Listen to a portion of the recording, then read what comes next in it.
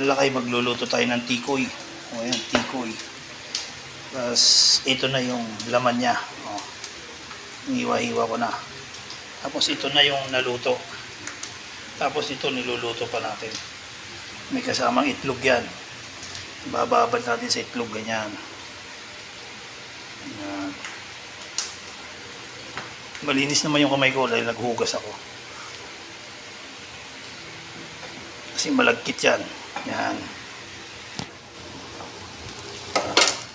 Tapos salualuin natin para ito may itlog na to. Yan. Merienda na to. Merienda. Tikoy. Kaya kung may tikoy kayo, lutuin nyo. Ito tikoy maraming pwede mong balutin sa lumpia wrapper.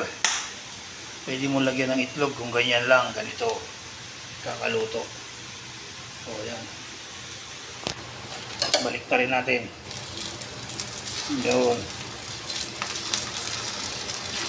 Para hindi masunog. Yan. O yan lakay. Luto na.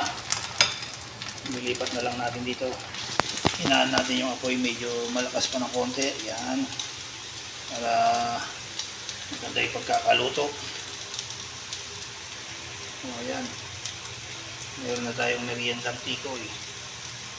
Malaki to, malaki. Ayan.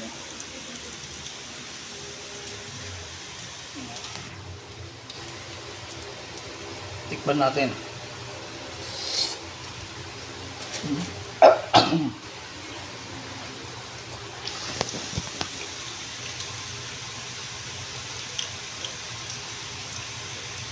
Sarap siya.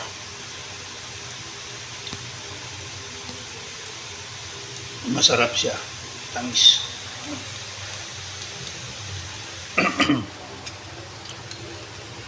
Tignan natin yan.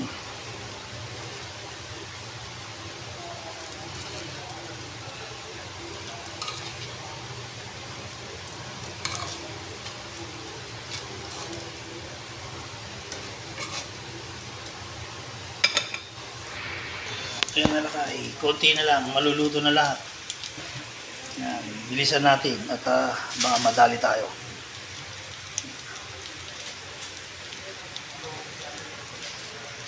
O ayan lakay, ang finished product natin ng tikoy.